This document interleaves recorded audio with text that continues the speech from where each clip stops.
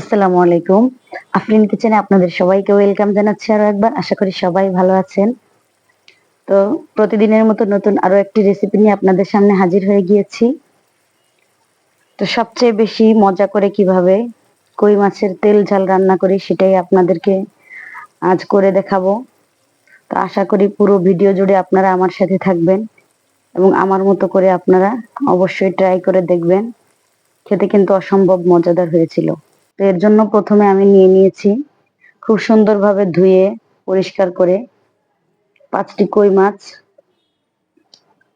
তো মাছগুলোকে কিন্তু খুব ভালোভাবে ধুয়ে নিতে হবে। যে কোনো মাছই খুব সুন্দরভাবে না ধুয়ে নিলে কিন্তু মাছের থেকে একটা গন্ধ আসে, খেতে কিন্তু যতই ভালো করে রান্না করা হোক একেবারেই মজা হয় না।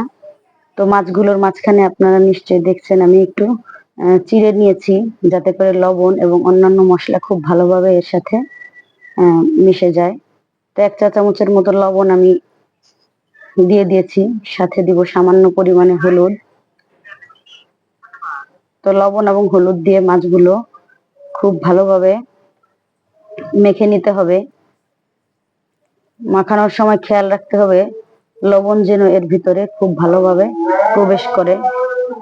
খুব সুন্দরভাবে মাখানোর পরে আমি এটাকে রেখে দেব প্রায় 10 থেকে 15 মিনিটের জন্য। সবসময় মাছ রান্না করার ক্ষেত্রে মাছগুলোকে যদি লবণ দিয়ে আগে থেকে মেখে রাখা যায় তাহলে কিন্তু এর স্বাদটা অনেক গুণে বেড়ে যায়। এরপরে আমি এখানে নিয়ে নিয়েছি প্রায় 1 টেবিল চামচের মতো জিরা, আর নিয়েছি আমি 1 কাপের মতো, 1 কাপের থেকে একটু কম হবে পেঁয়াজ। তো সেগুলোকে আবার খুব সুন্দরভাবে বেটে নিয়েছি। এখন চলে আসছি চুলার কাছে। তো কড়াইটা গরম হয়ে গেলে এর ভিতরে আমি পরিমাণ মতো তেল দিয়ে নিচ্ছি। তো অপেক্ষা করব তেলটা গরম হওয়া পর্যন্ত। তো তেল গরম হয়ে গেছে, এখন আমি দিয়ে দিচ্ছি একে একে সবগুলো মাছ। অবশ্যই কড়াই গরম হলে মাছ দিতে হবে, তা না হলে কিন্তু মাছটা উল্টানোর সময় ভেঙে যেতে পারে।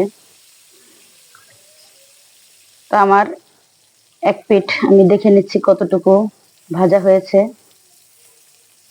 তো এক পিঠ মোটামুটি ভাজা হয়ে গিয়েছে। অত বেশি ভাজবো না, তাহলে কিন্তু মশলা এর ভিতরে প্রবেশ করবে না, খেতেও ভালো লাগবে না। মোটামুটি একটু হালকা করে ভাজা দিয়েছি। তো অপর পিঠটাও আমি ঠিক এভাবে করে ভেজে নিব। তো এই পিঠটাও আমি দেখে নিচ্ছি প্রায় 2-3 মিনিট ভাজার পরে এখন আমার উভয় পিঠই ভাজা হয়ে গেছে। এখন আমি তুলে নিচ্ছি একে একে সবগুলো মাছ। তো খুব সাবধানে মাছগুলো উঠাতে হবে। এই যে আমি আপনাদের দেখিয়ে দিচ্ছি কিরকম হয়েছে ভাজাটা, ঠিক এরকম হবে, এর থেকে বেশি লাল আমি কিন্তু করিনি। এখন সেই একই তেলের ভিতরে আমি দিয়ে দিচ্ছি আরো সামান্য একটু তেল। তো এই তেলের ভিতরে প্রথমে আমি অ্যাড করছি 1 চা চামচ আদা বাটা আর 1 চা চামচ রসুন বাটা। এখন দিয়ে দিচ্ছি সেই বেটে রাখা পেঁয়াজ এবং জিরা বাটা। এগুলো দেওয়ার পরে কিছুটা নেড়ে চেড়ে নিচ্ছি। যেহেতু পেঁয়াজের গায়ে বেশ রস বেশি থাকে বা পানি বেশি থাকে, এজন্য খানিকক্ষণ একটু নেড়ে নিলাম। এখন দিয়ে দিয়েছি আমি 1/2 চা চামচ হলুদের গুঁড়া আর দিয়ে দিচ্ছি 1/2 চা চামচ মরিচের গুঁড়া। তো ঝালটা যার যার স্বাদ অনুযায়ী দিতে পারবেন, কোনো সমস্যা নেই। তা আমি একটু ঝাল কম খাই, এজন্য কম দিয়েছি, এবং পরবর্তীতে আবারও আমি কাঁচামরিচ ব্যবহার করব, তার জন্য একটু কম দিয়েছি। এগুলো দেওয়ার পরে আমি আবারও একটু নেড়ে চেড়ে নিচ্ছি। এখন আমি এর ভিতরে দিয়ে দিব সিদ্ধ করে রাখা 1/2 কাপের মতো টমেটো। দিয়ে দিচ্ছি এখন 1 চা চামচের মতো লবণ। সবকিছুই কিন্তু আমার দেওয়া শেষ। এখন আমি খুব সুন্দরভাবে একটু ভাজা ভাজা করে নিব। তো আপনারা যারা ইতিমধ্যে আমার চ্যানেলটি সাবস্ক্রাইব করেছেন তাদেরকে জানাই অসংখ্য ধন্যবাদ। আর যারা এখনো চ্যানেলটি সাবস্ক্রাইব করেননি তারা প্লিজ আমার চ্যানেলটি সাবস্ক্রাইব করে ফেলুন। তো প্রতিদিনের মজার মজার ভিডিও পেতে কিন্তু আমার সঙ্গে আপনারা থাকুন। তো নিশ্চয়ই দেখছেন আমি এর ভিতরে একটু সামান্য পানি মিশিয়ে নিয়েছি। এখন পানিটা কমে আসছে, মশলাও আমার কষানো হয়ে গিয়েছে। এখন আমি আরো কিছুক্ষণ এটাকে একটু ভেজে নিব।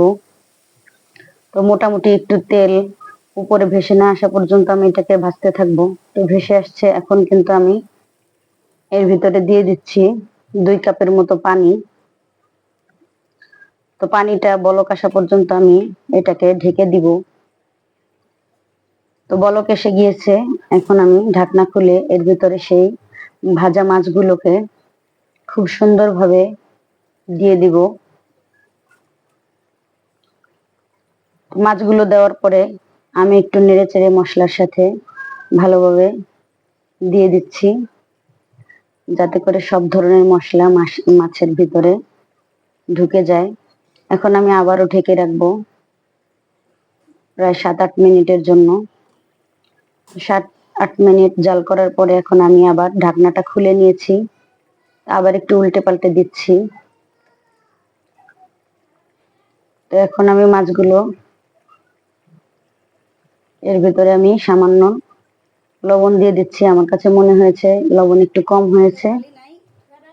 এখন কিন্তু আমি প্রায় অর্ধেকটার মতো হয়ে আসছে। এই অবস্থায় আমি 4-5টি কাঁচামরিচ মাঝখান থেকে ফিরে সেটা আমি দিয়ে নিয়েছি। এখন আমি আবারও দেখে নিচ্ছি মাছগুলো কেমন হয়েছে এবং উল্টে পাল্টে দিচ্ছি। তো এখন কিন্তু আমি আরেকটি জিনিস ব্যবহার করব, সেটা হলো সরিষার তেল।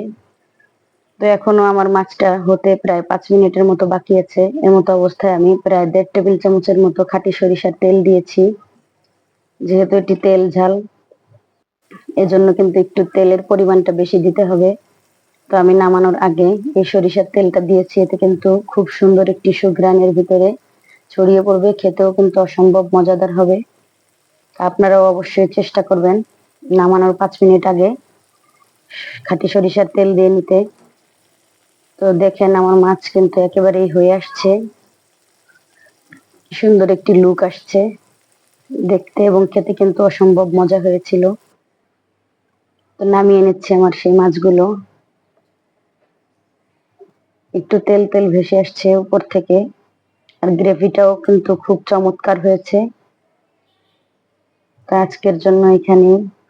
তা আপনারা সবাই সুস্থ থাকবেন, ভালো থাকবেন, প্রতিদিন নিয়মিত আমার সাথে থাকবেন। আসসালাম।